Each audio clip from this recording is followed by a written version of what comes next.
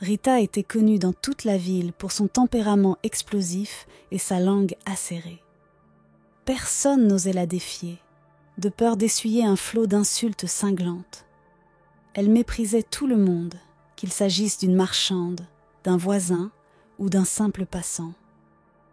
Un après-midi brûlant, elle se rendit au marché, habillée avec élégance mais toujours empreinte de son arrogance habituelle.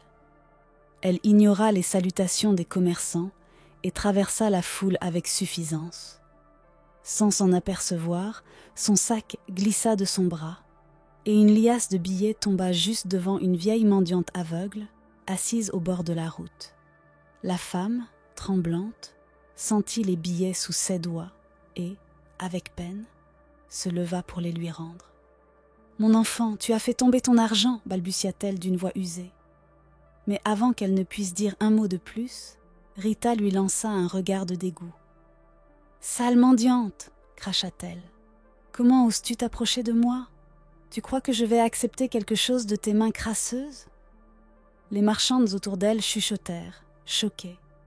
La vieille femme baissa la tête, les larmes coulant sur ses joues ridées.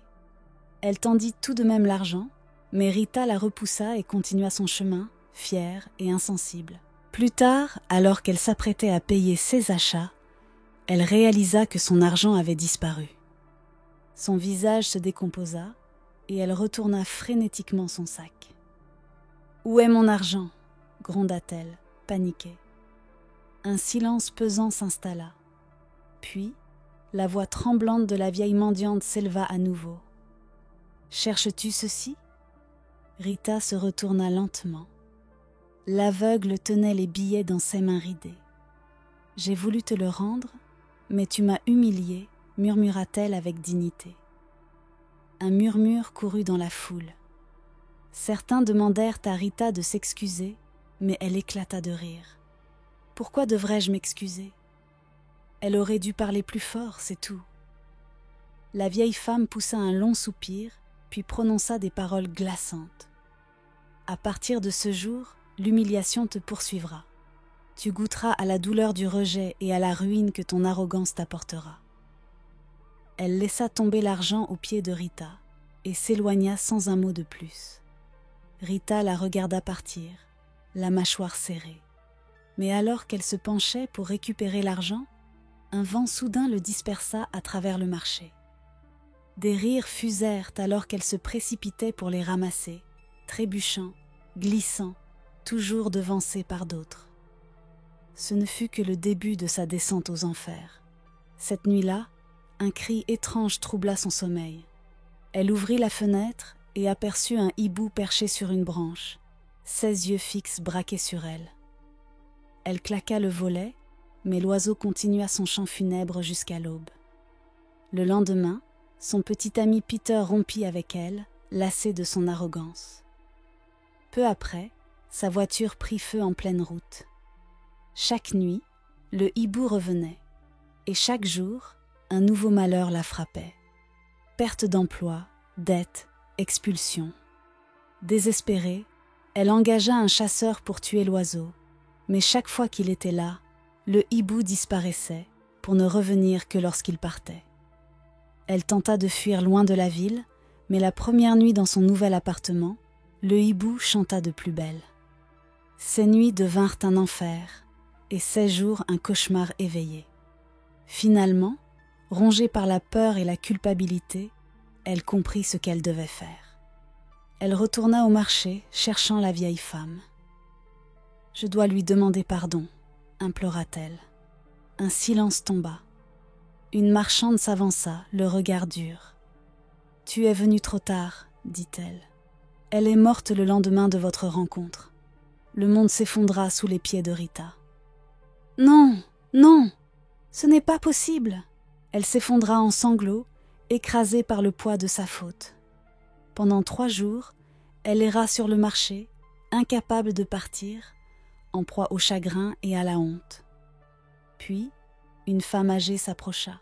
« Pleurer ne t'apportera pas la paix, » lui dit-elle. « Seul le changement sincère le pourra. » Rita leva des yeux emplis de désespoir. « Mais comment ? Comment réparer ce que j'ai fait? Commence par demander pardon, même si elle n'est plus là. Sans hésiter, Rita entreprit un long voyage vers le village où la vieille femme avait été enterrée. Lorsqu'elle trouva sa famille, elle leur avoua tout, en larmes. Mais leur regard était chargé de colère. « Tu cherches son pardon maintenant qu'il est trop tard ?» demanda l'un d'eux. Ils la conduisirent dans une petite pièce où reposait encore le corps de la vieille femme. Puis ils fermèrent la porte derrière elle, la laissant seule avec sa culpabilité. Rita passa plusieurs nuits dans cette chambre funèbre, pleurant, suppliant le pardon d'un être qui ne pouvait plus l'entendre. Jusqu'à ce que, la 4e nuit, un bruit étrange la fit sursauter. La porte grinça, et dans l'ombre, une forme ailée apparut, le hibou.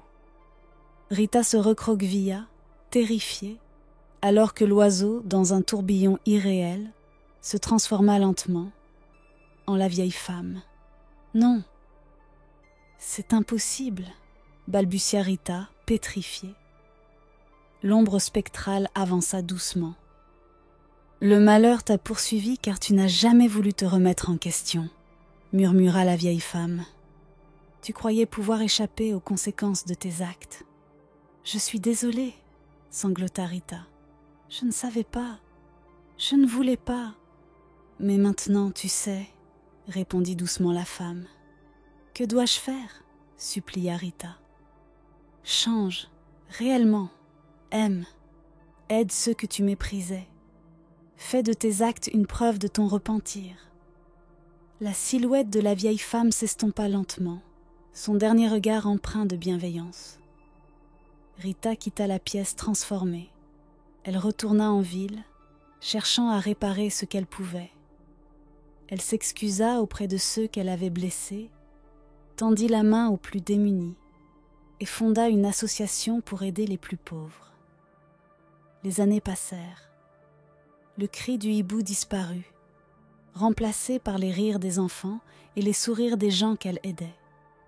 Elle ne pouvait pas effacer son passé, mais elle pouvait en faire quelque chose de meilleur. Et pour la première fois depuis longtemps, elle se sentit enfin libre.